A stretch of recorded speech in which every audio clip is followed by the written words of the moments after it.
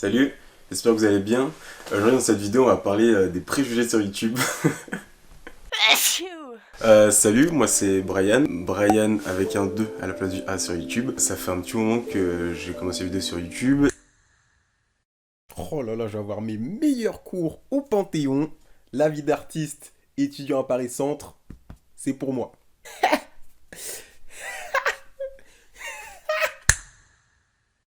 Non mais au calme, ça doit être juste pour la pré-rentrée.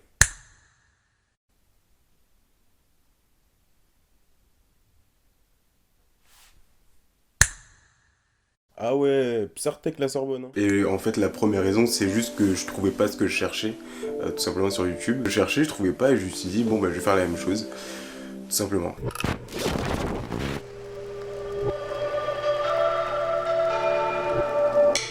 Bref, ok, je commence. C'est quoi un youtubeur pour toi? Pour moi, un youtubeur, c'est quelqu'un qui est passionné par la vidéo ou par un sujet en particulier, qui veut vraiment montrer sa passion à d'autres gens, qui est convaincu que le partage de la culture est essentiel, et quelqu'un qui ose. Un youtubeur pour moi c'est un mec qui fait des vidéos sur certains sujets, qui répond à des attentes de sa communauté. C'est un vidéaste qui a fait de YouTube une source de revenus principale. Est-ce qu'on peut considérer youtubeur comme un vrai métier?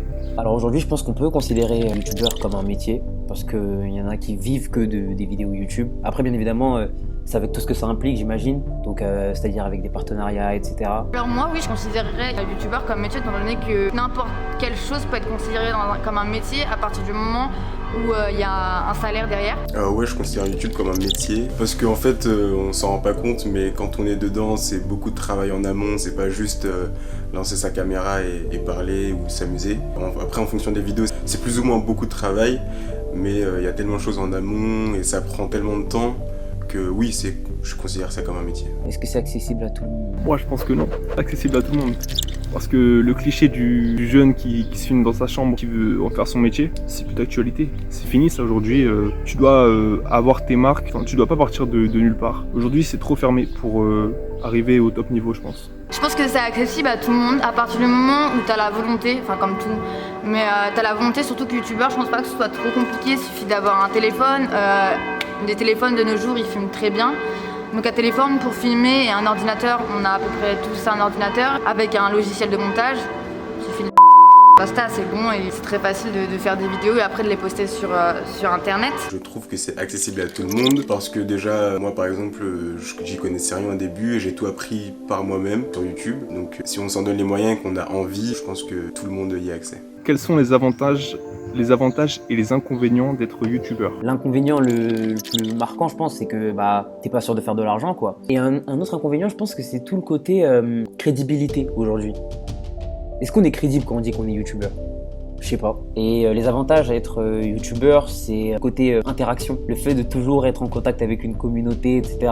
Les youtubeurs, j'ai l'impression qu'ils peuvent un peu parler de tout, tu vois. Il y a ce truc où le contact il se fait beaucoup plus régulièrement que par exemple des artistes, genre des réalisateurs et tout, qui font des films genre tous les 2-3 ans. Le contact avec le public il se fait qu'à ces moments-là. Un youtubeur il fait faire des vidéos tous les mois, toutes les semaines même, et avoir toujours un contact régulier avec la communauté. Je pense que l'avantage d'être youtubeur, t'es libre de un peu faire ce que tu veux.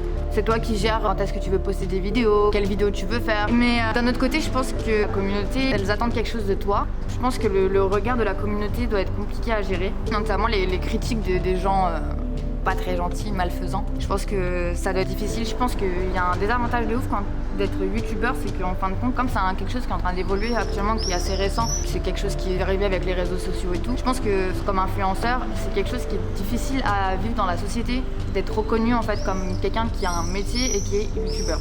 Et les inconvénients, moi je sais qu'il y a un truc qui me ferait trop peur si j'étais connu, ce serait le fait qu'on me reconnaisse dans la rue et qu'on vienne m'interpeller à tout moment pour prendre une photo, pour parler avec moi, et le bad buzz. Et tu peux pas forcément dire tout le temps ce que tu penses. Je pense que de vivre de quelque chose dont on aime et de faire ça tous les jours, je pense que c'est le principal avantage. Le principal inconvénient, je pense que c'est encore un métier mal vu ou illégitime. Et sinon, je vois pas trop d'autres inconvénients. N'ayez pas peur du regard des autres, ayez confiance en vous, faites-le. Et je pense que le premier avantage quand vous lancez votre chaîne, et le premier inconvénient, c'est que personne verra votre vidéo. Donc dans tous les cas, mettez-la et puis ensuite vous évoluerez.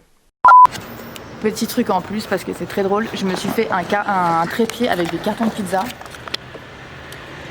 Si ça c'est pas la classe à l'italienne, je sais pas ce que c'est. Et gros bisous TS, vous me manquez.